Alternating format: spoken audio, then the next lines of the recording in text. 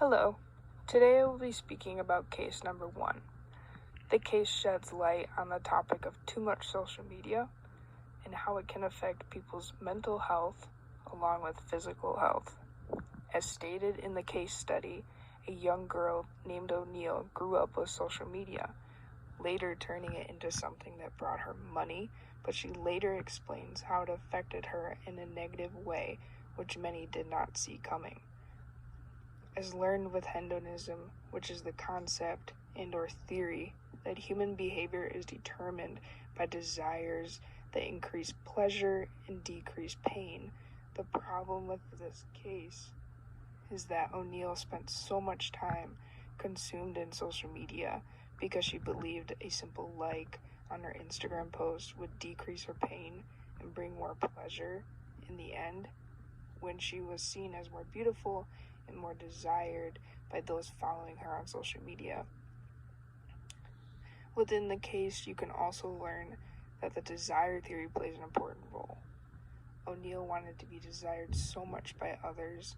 She wanted to feel a certain way, which caused her to act and pose a certain way for social media that was not true to how she actually was. She would distort her body to look thinner because she would see young girls on social media looking a certain way that she believed was how they really were, that she would distort how she looked and give that false narrative to her followers that would then have a ripple effect.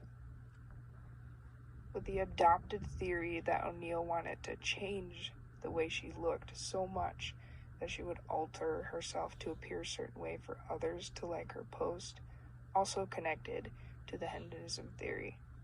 I believe that O'Neill would agree that she changed so much in her younger years to be approved by others, to be accepted by others, and to be liked by others, that she was not staying true to herself and her central morals.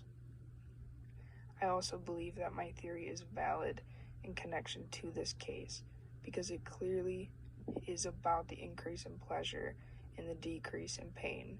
A young girl would not go to the lengths that she did if they didn't want to decrease a certain amount of pain that they felt inside of them, if they didn't want to increase how good it feels to be approved, to be liked, to be adored by not only strangers, but those around you.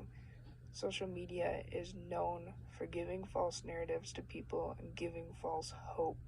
Social media is not always a true depiction of what someone's life is really like. And social media has definitely distorted people's perspectives. Anybody can go on social media these days and see their friends and their family traveling and looking like they're on some extravagant vacation, when you may not know what has happened behind the scenes. Maybe there was a fight in a picture with somebody's loved ones, and you don't see that. They don't put that in the comments, but they depict this happy relationship that everybody desires in life. I don't necessarily think hedonists would think there's anything wrong with social media, because it does bring pleasure to those using it when it comes to receiving the likes and the friendly comments that boost their egos. But I do think that hedonists would have a problem with the fact that users of these apps become more depressed when seeing others living their best lives, because hedonists believe anything is worth it if it brings happiness. If the users seeing other people's photos get more depressed, then hedonists aren't going to believe that using it is worth it. Happiness is the number one goal in their mind, but they would agree with it if people posting pictures, getting that pleasure and that happiness from it, gained something, that it was worth it. With the definition of desire satisfaction theory being something is good for you if and only if it satisfies your desire, I think case number 1 does not do a good job at satisfying young O'Neill's desires. Therefore, there is something wrong with using an extensive amount of social media. The desires obtained from social media are sometimes unobtainable and do not satisfy the desires, leaving people unhappy, which is the opposite of many people's goals in their life. The number one goal in everyone's life should be being happy.